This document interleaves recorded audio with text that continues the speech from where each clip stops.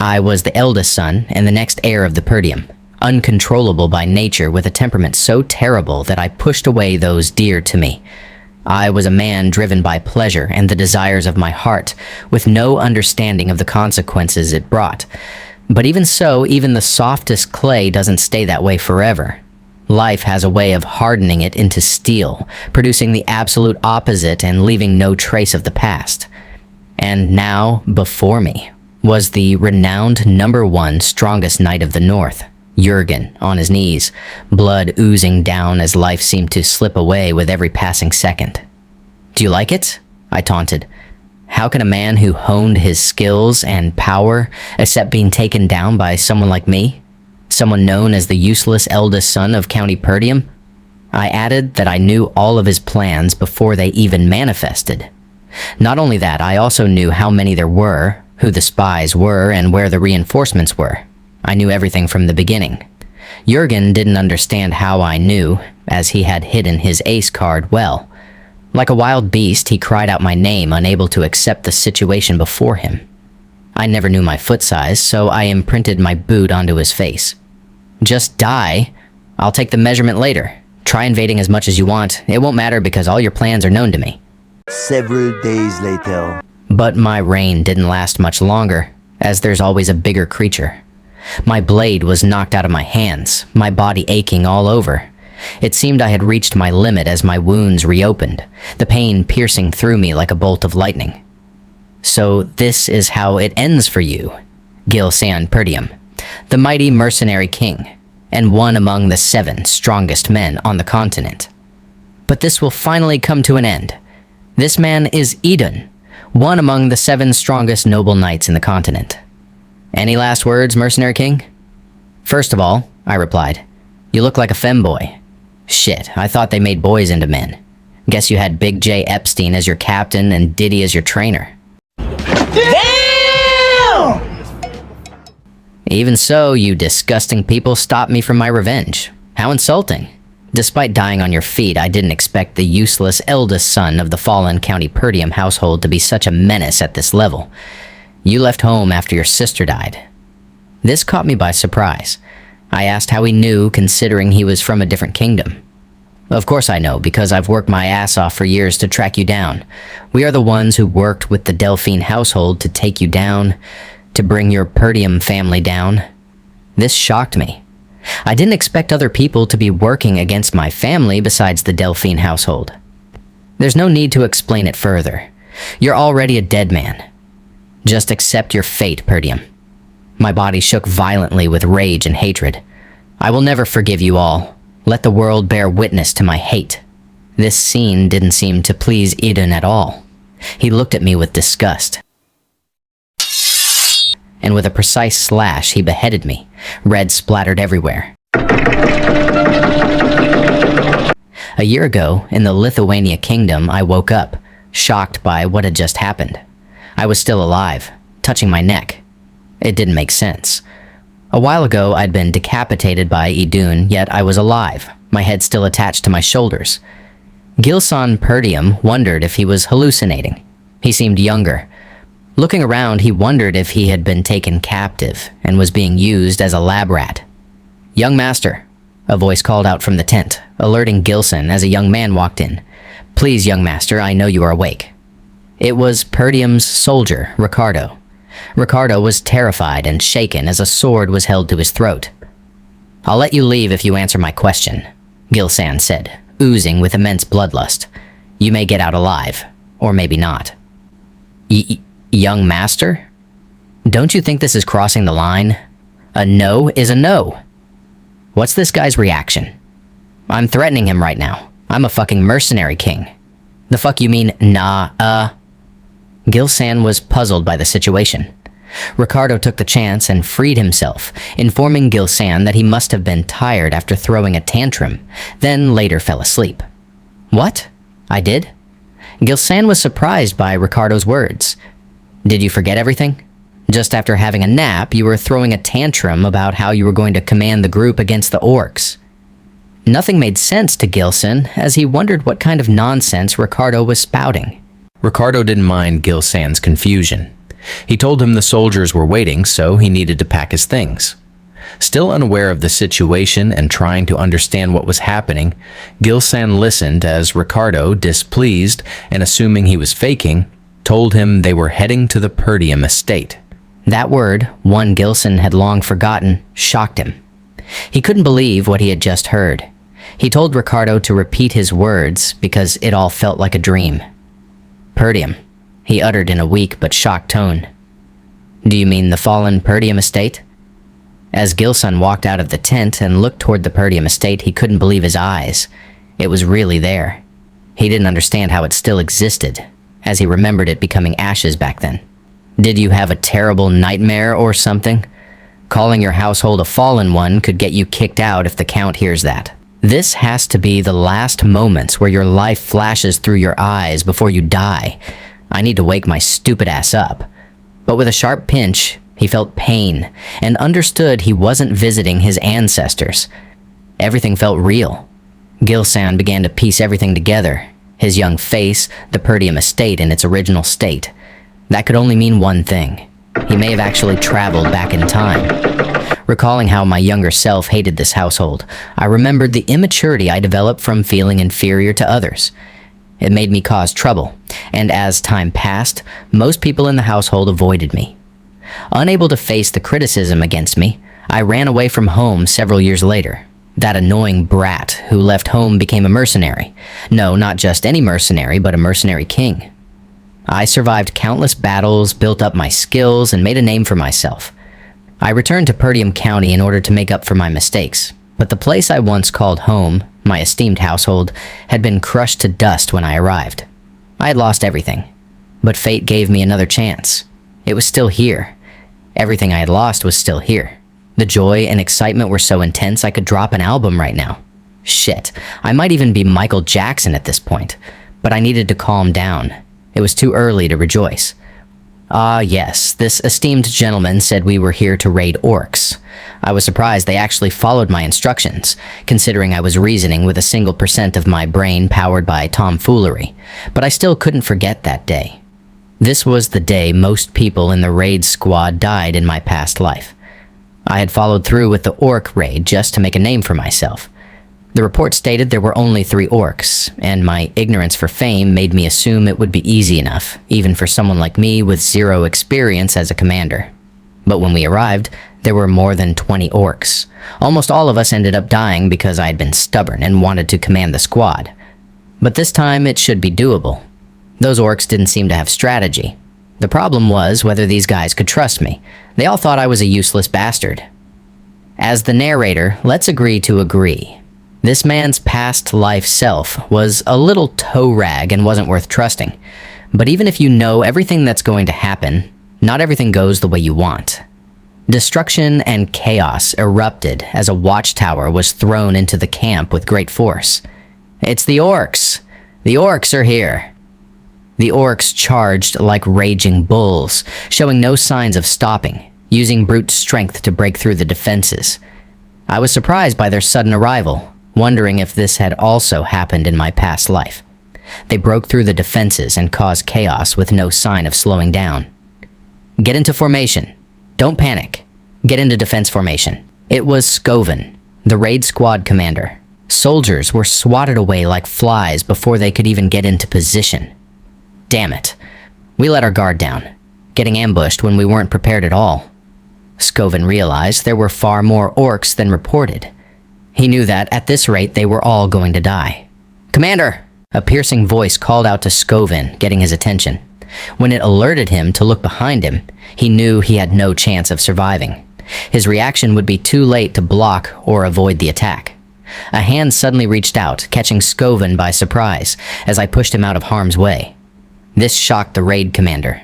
He worried inwardly as he saw me heading toward the orc's attack. I swiftly plunged my sword into the orc's hand, slicing it off with a precise cut. Skovan and the soldiers were left stunned, unable to believe what they had just witnessed. The orc couldn't even understand what had happened. Everything was too fast for it to process. Looking at my weak arm, I realized I couldn't use mana. I wished I had returned further back into the past. Walking towards Skovan, I asked if he was the commander. Then I told him to give it to me. Skovan didn't understand what I meant. I told him again. Give me the commander's authority. We see Gilsan demanding Raid Commander Skovan for the commander's authority, right? This annoyed Skovan, as Gilsan was seen as an immature idiot with childish behavior, and now he was demanding the commander's authority. Skovan walked away, denying Gilsan his demand, shocking Gilsan himself. Skovan was annoyed as he told Gilsan if he thought this was some kind of game. Even if he was the young master, he couldn't just give up the authority the Lord had given him so easily. This didn't go as Gilsan had expected, as Gilsan thought Skovan would behave the same way he did back when he was acting immature. An orc didn't give both of them time. Skovan swiftly shielded Gilsan, warning him to fall back as he would take things from there. Is this man retarded, or is he just a brave idiot? Gilsan looked at Skovan in annoyance. Guess I have no choice. Gilsan's demeanor changed as he threw his sword towards the orc. This sudden move by Gilsan made Skovan annoyed. Is it that you're trying to get yourself killed? That's a sword you swing, not throw. What's next? Use an arrow as a sword? But Skovan realized something wasn't right as he turned to see what happened to the orc that was just charging at them a moment ago. He was shocked as he saw the orc standing still, with the sword embedded in its eye. Its eyes rolled back as it took its last breath. The orc collapsed down dead. Skovan couldn't believe his own eyes, as he didn't understand how Gilsan knew the orc's weak spot. Skovan, that's your name, right? Do you know what the most important thing in battle is? There's no hope of winning a battle when the troops are filled with fear. And to change that, we need to regain momentum. As soon as Gilsan finished his words, he took off charging into battle, taking his sword from the orc's head, his figure leaving tracks of inertia as he charged into the orcs. Striking a finishing blow to one of the orcs, instantly killing it. This scene was something both the soldiers and Raid Commander Skovan couldn't believe if told. Now, you bloody brute creatures, Gilsan said, retreating his blade. Come at me, he shouted. I'll kill all of you. At that moment, Gilsan wasn't like the immature young master, but like a warlord, his nimble figure moving like the wind, dealing killing blows in an instant. Even Raid Commander Skovan couldn't believe what he was seeing, wondering if he was dreaming. Even I, as a mana user, it's hard for me to do anything. So, how is that skinny young master doing all this? By the look I can tell he is already tired. However, he is using the smallest movements to dodge attacks, and using his swordsmanship to strike their weak spots, like a manaless swordmaster. Or perhaps it's even something greater. Gilsan riled up and taunted the orcs. Is this all you got? I'm still getting warmed up, you brute monsters. You are not living up to your reputation as a warrior species. He did this, drawing the orcs' attention to himself, away from the soldiers. The soldiers noticed this and, worried for Gilsan, shouted for the commander to give a command. Skovan was still in shock, processing what was before him, wondering what Gilsan was thinking. As Skovan began to analyze the situation, he realized that Gilsan drawing the orcs' attention to himself was a good move, but he didn't understand why Gilsan was running, especially in the direction of the edge of the cliff. As a seasoned veteran, it didn't take long for Skovan to realize what was happening. Worried and tense, he didn't want to believe that what he was thinking was truly what Gilsan intended to do, and with no delay, Skovan told the troops to quickly raise their shields. We follow the first son of the Perdium, Gilsan, Skovan shouted. Gilsan was being pursued by the orcs. He was sure that Skovan would have already realized his plan, as he was a skilled commander. Gilsan would have preferred slaying the orcs himself, but he couldn't, as his stamina wouldn't be able to handle his decades of combat experiments from his past life. Even then, he knew this plan would be enough to handle the orcs. Seeing this, the orcs' attention was drawn to the troops, but the troops had already formed a shield wall, using their spears through the gaps to poke and push the orcs off the cliff. Seeing this, Gilsan was pleased, as Raid Commander Skovan was right on cue as he leaned off the cliff, leaving the rest to Raid Commander Skovan. Skovan knew it was his cue as he led the troops to push the orcs, rallying them up and taking Gilsan's words on leading with momentum. As the troops launched themselves like barbarians, their blood boiled with morale and excitement as the orcs were pushed off the cliff, sending their bodies plummeting down, crushing to their deaths. The soldiers, catching their breaths, couldn't believe they had won and killed the orcs. Skovan wasn't concerned by that as he rushed to the edge of the cliff, calling out for Gilsan. Luckily, Gilsan had used his sword as leverage, plunging it into the wall of the cliff and hanging there so as not to fall to his death. He gave an arrogant smirk to Scoven, who was relieved to see Gilsan was okay, and with a proud smirk, reached out his hand for Gilsan.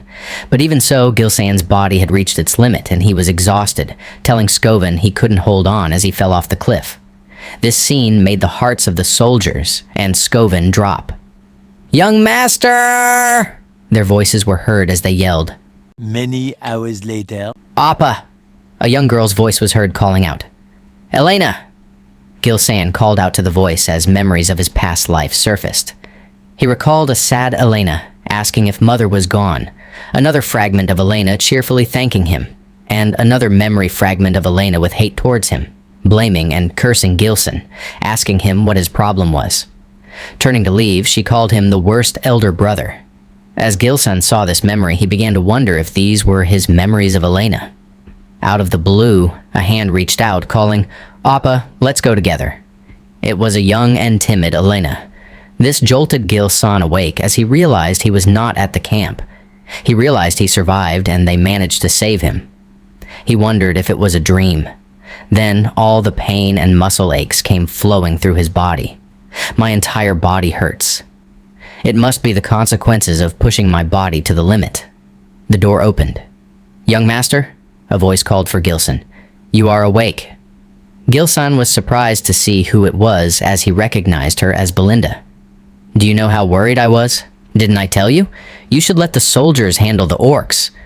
Gilsan swiftly hugged Belinda, catching her by surprise, making her wonder what Gilsan was doing, which made her think if he had done anything wrong. "No, it's nothing like that. I'm just glad to see you, Belinda." Belinda was Gilsan's personal tutor since he was little. She was the only one who continued to stay by his side despite his idiotic behavior. But after the Perdium family fell to ruins and she went missing, Gilsan was no longer able to see her again. Gilsan never thought he would be able to see her again. "What are you so happy about when we see each other every day?" Belinda told Gilsan. Gilsan inwardly felt he needed to tell Belinda the truth. As he told Belinda to listen carefully, he warned her that a disaster would soon befall Perdium. This caught Belinda by surprise. "The truth," Gilsan became serious, "is I died and came back to life." Belinda dismissed Gilsan's words as a child's inner delusion, adding that she understood the orcs tried harming his little body. Gilsan was annoyed, as that's not what he meant. Belinda made Gilsan lie in bed, then turned and began scolding Gilsan like a mother scolding her unruly child. Gilsan knew she didn't believe him and accepted his fate. As Belinda told him what he was thinking, asking if he was hurt and still wanted to go to the festival, the reminder of the festival seemed to remind Gilsan of a bad memory. "Have you forgotten about it? Lady Elena has been waiting for the day to go with you. It will be a great chance for the two of you to become close to each other again." This made Gilsan recall there was a festival that happened during this time every year, recalling how in his past life he used to avoid such festivals due to his traumatic experiences. "How long till the festival, Belinda?" Gilsan asked. Let's see. Since it's next week, you have about a week left." Gilsan knew he had a week before the day that changed his life in his past life reached again. The door opened as a young girl's voice was heard. "Appa, are you inside?" Gilsan turned towards the door as the memory of his past life haunted him, as he remembered a young Elena with trembling tears, begging him to go with her to the festival. And he knew that on that day, Elena would meet her end and die. A sudden hug from Gilsan caught Elena by surprise. Even Belinda couldn't believe what she was seeing. "What's wrong with you, Gilsan? What kind of prank are you planning?" Elena asked, stiff in his arms. "I missed you," Gilsan whispered. The sudden change was something Elena wasn't used to, especially coming from him. "Let me go. You're creeping me out," she said, pushing against his chest. Gilsan couldn't believe it. She was small, but she had quite some strength. "Belinda asked me to be here. What game are you playing? Do you think this makes everything okay?" She continued with a grim face. "What makes what okay?" Gilsan asked, genuinely confused. Elena stared at him. "You yelled at me. Said I was annoying. Said my breath disgusted you. You forgot after saying all that?" "Did I say that?" Gilsan muttered. "Damn. I was such a pain in the ass." He realized how distant he had been from Elena in his past life, how little warmth there was between them. The gap felt heavier now that he understood what he had lost. "I'm sorry," he said awkwardly. Both Belinda and Elena froze. "Young lady, did he just apologize?" Belinda whispered. "I heard an orc did a number on you. Didn't expect you to get hit in the head," Elena added. Gilson was speechless at their reaction. "No, I really got them all. Why are you implying I got hit?" He tried to defend himself, even as the lingering pain from the raid pressed down on his body. "Yeah, right, brother. You totally got them in this state of yours. What were you fighting? Handicapped orcs?" Elena smirked. Watching Elena and Belinda laugh together, Gilsan suddenly felt something twist inside him. Everyone was exactly how he remembered them. So why, in his past life, had he wasted so much time on useless pride and meaningless anger? In a week, it would be the festival. In his previous life, he had rejected Elena's offer to attend together, making an excuse that the raid had upset him. That was the last time he saw her alive. Soon after, they found her body shredded into pieces, along with her bodyguards. The memory made his chest burn with fury. A knock came from outside. 2 soldiers entered, smiling when they saw Elena. They were her bodyguards. The one on the left was Jamal, and the one on the right was Philip. Elena asked if there was a problem since she had told them to wait. Jamal apologized and explained that the servants were asking for her help overseeing preparations for the festival. Gilsan frowned. "Why are they asking you?" Belinda answered before Elena could. "You wouldn't understand. You laze around all day. The estate has a shortage of workers." Elena waved as she prepared to leave. Gilsan couldn't believe they were short on workers. Back then, he never cared enough to notice. "Let me help as well," he said. Elena stopped mid-step and slowly turned around, surprise written all over her face. Even Belinda looked stunned. "Young lady."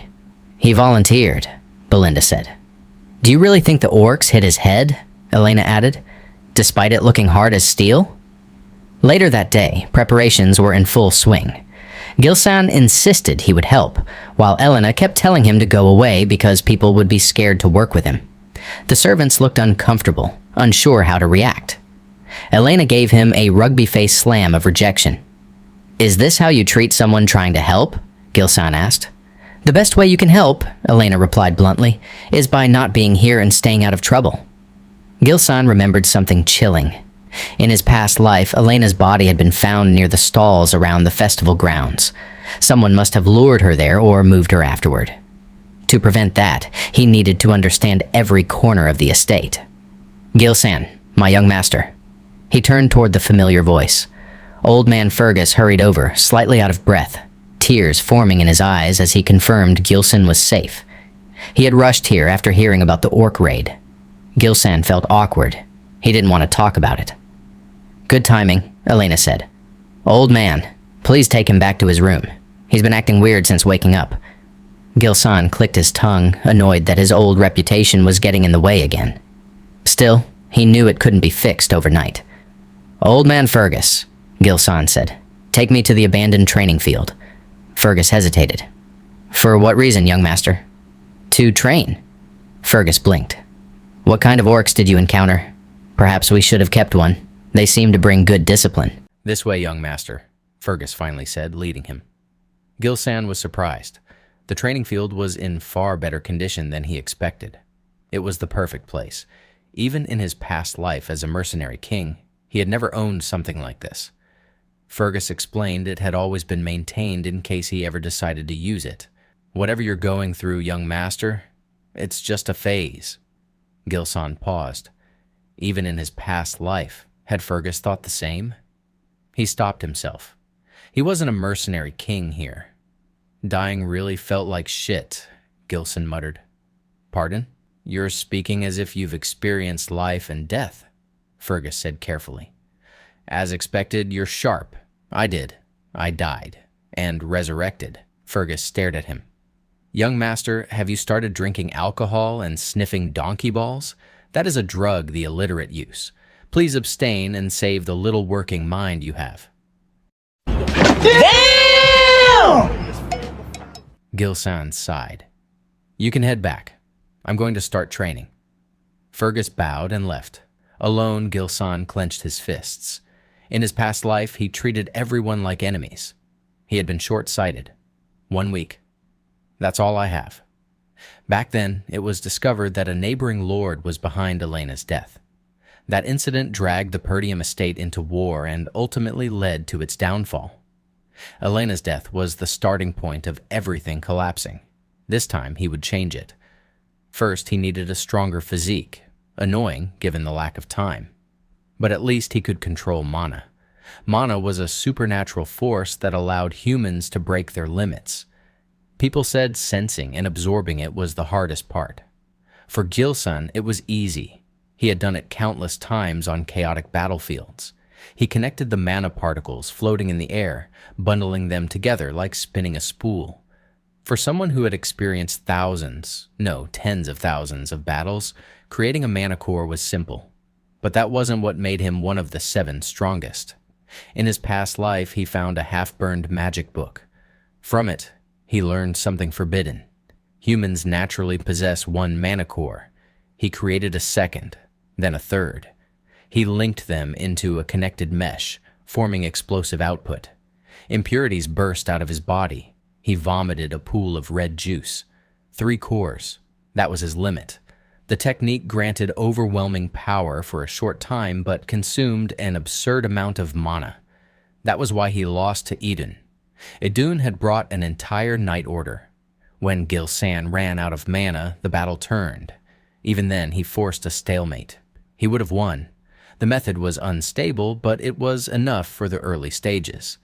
This time, he had youth on his side.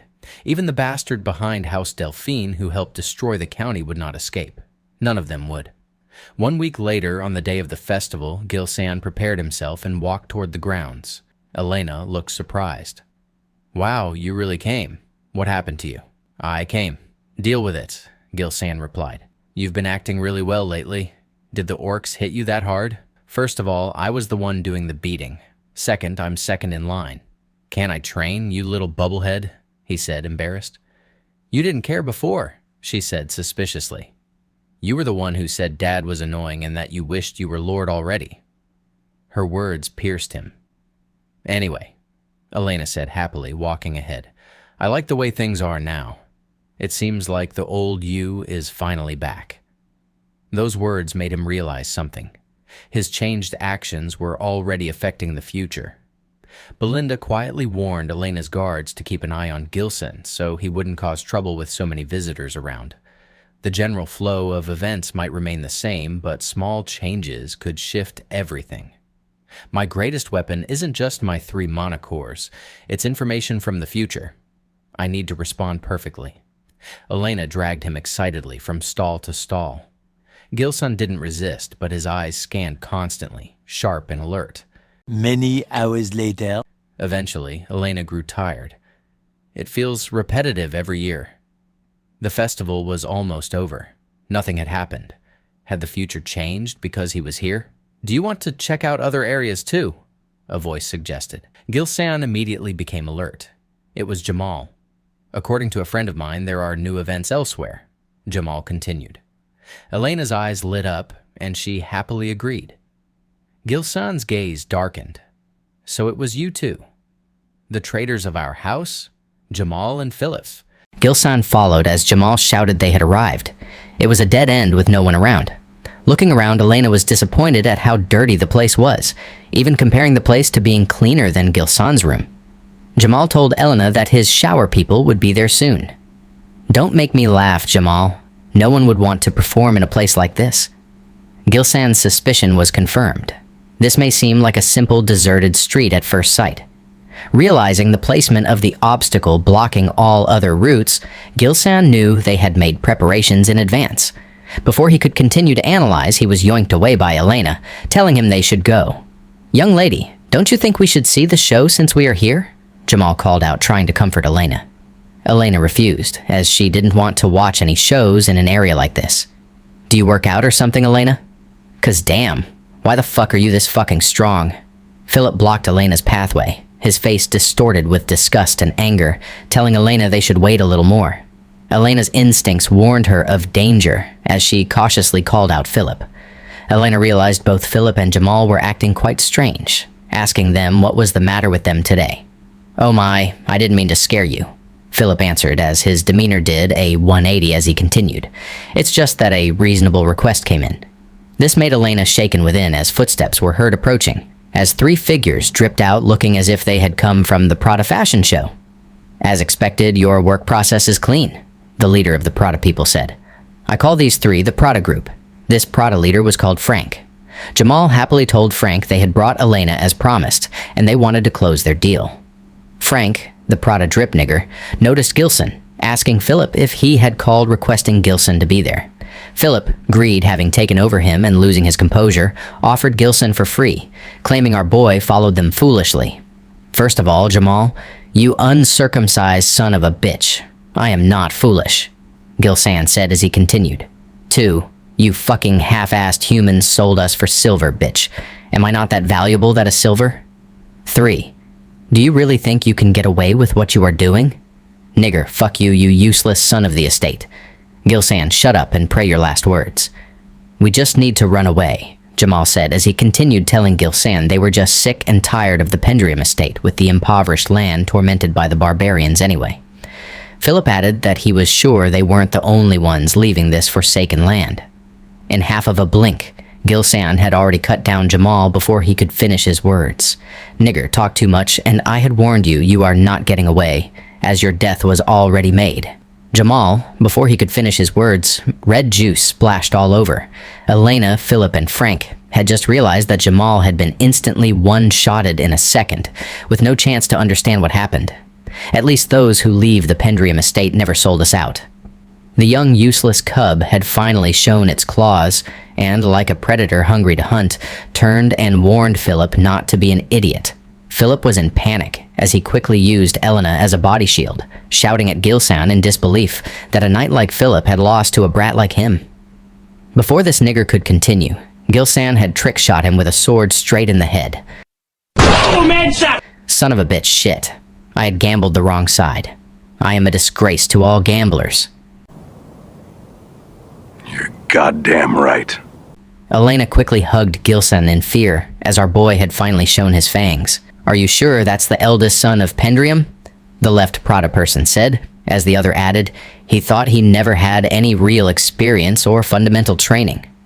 Frank knew, even though Jamal and Philip were caught off guard, he instantly killed two knights. As he knew, the attacks Gilsan had used had no mana in them. Despite that, they had quite some serious force in them. Elena, having been traumatized, asked Gilsan what was happening as she was scared to the core. Gilsan just stayed silent, and with a light chop to the neck, causing Elena to faint. Gilsan gently laid Elena down, telling her to get some rest.